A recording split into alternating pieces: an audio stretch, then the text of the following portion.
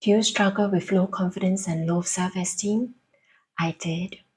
Watch on to find out how my self-esteem was shattered since young and what was the one important discovery I made in this journey.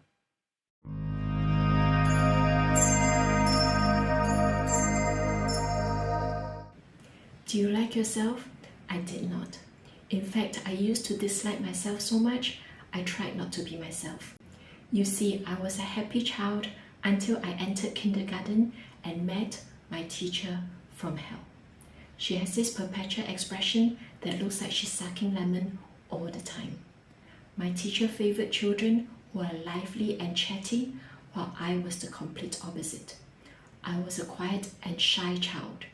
She must have found that offensive because she started picking on me in front of the class every day, every week, every month for the entire year. She often belittled me and gave me disapproving looks. To this day, I remember two incidents vividly. During music class, she would pass out the more interesting melodica to her favorite children. When it came to my turn, she scornfully pointed at the simple castanet and asked me to pick it up. It's as if she equated my capabilities and intelligence level to my personality. Another time, she called me a blockhead in front of the class. At that point, close to 30 pair of eyes turned around to look at me as if I was the odd one out at a party. I could feel my cheek go warm. I just sat there dumbfounded and shamed. Looking back, I should have asked her if the blockhead was made of cheap plywood or the most exquisite African blackwood. If it was the latter, I would not have felt so rotten. Judging from the look on her face, I think she was referring to the former. All this happened when I was only 6, and it came from an authoritative figure that I looked up to. It made me question myself.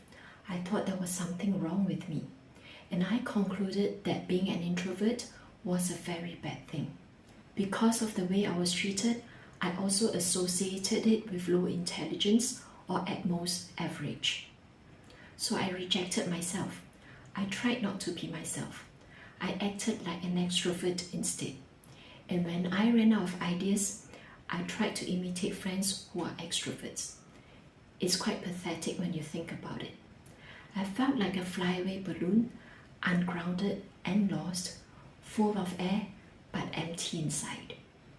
I did not feel good about myself well into my 30s. That's when I started image consulting and I met clients who, like me, do not feel good about themselves too. They turn to image makeovers in the hope that by learning to present themselves well, they can feel more confident and good about who they are. Unfortunately, it did not. And this is one thing I discovered. If you do not feel good about who you are, you cannot fake it. It will show up in the way you relate to others. It will show up in your performance at work. It will impact the choices you make in life.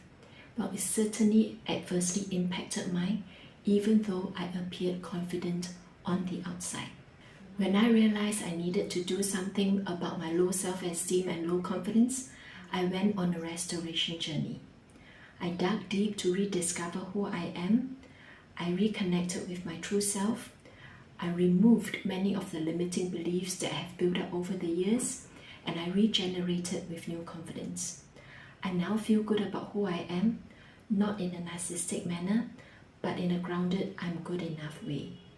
Seeing how this has helped turn my life around, I now want to reach out to you and help you do the same if you are struggling with low self-esteem and low confidence. Whether you've been belittled, overlooked, or devalued, whatever has happened to you does not define you. Do not let the hurt of others make you shrink back. You are wonderfully made. You're not a mistake. You're special, you're original, and you're full of potential. Stop struggling alone and give yourself a chance to see that you're good enough and you're valued, and you can make a worthwhile contribution in this life. Please connect with me at cathchan.com, that is cathchan.com. Like this video if you find it helpful.